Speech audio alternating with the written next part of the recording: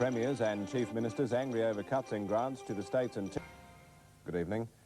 The Premiers' Conference is deadlocked tonight, with the states claiming a proposed financial deal is unacceptable. The Premiers say the federal government's tough line will cost the states and territories hundreds of millions of dollars. The conference will now continue tomorrow.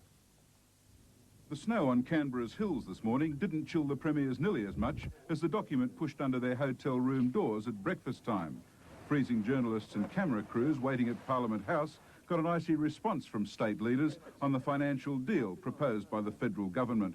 A poor offer, and we'll be saying so. There could be another $400 million taken from the share of tax revenues the states receive. Opening the Premiers' Conference, his eighth as Prime Minister, Mr Hawke played the statesman, outlining hopes for reform of the federal system over the next 10 years and appealing to the states for cooperation. We've got a responsibility to the citizens of this country to make this federal system work as well as we can. It was Treasurer Paul Keating, as usual, who took the tough guy role, defending the federal decision to cut general revenue grants for the states in the new financial year by 2% in real terms, and to slash state borrowings by just over 5% after accounting for inflation.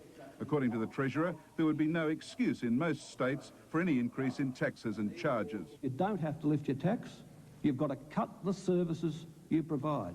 We support you cutting back your services. Mr Keating singled out the only non-Labor Premier, Nick Greiner from New South Wales, for a special working over. And that blinding level of dishonesty... provoked by ads suggesting the states had shown more financial restraint than the federal government. You put in the tricky fudged-up table. Mr Greiner hit back. It is plainly stupid to suggest that there is significant scope for cuts in health, education, law and order and the environment. Premiers were unimpressed by two concessions in the federal offer, a 5% rise in special purpose payments to the states and a promise that general revenue grants will keep up with inflation over the next 3 years unless there's a major deterioration in the economy. There were hopes that this Premiers' Conference would be different, more constructive, reasonable and cooperative than in the past, but it's turned out to be the same old haggling and grouching session, confrontation as usual. Laurie Oakes, Canberra. Chief Minister Marshall Perrin won't rule out increases in taxes and charges, despite the Treasurer's advice to the Premiers. The Territory faces more than a 3% cut in Commonwealth funding, a result that will force Cabinet to reconsider the Territory budget next week.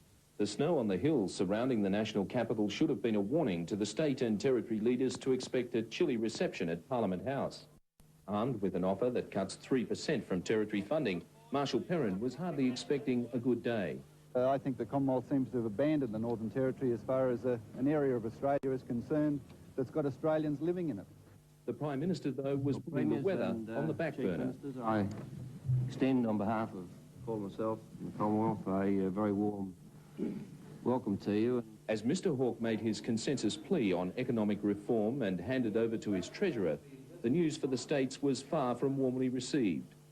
Paul Keating's warning that lower funding levels were no excuse to increase taxes and charges must have left a chill on Chief Minister Perrin, who's been speaking of that possibility for weeks. In fact, state after state and then the Territory made it clear that Mr Keating was thought to be wrong.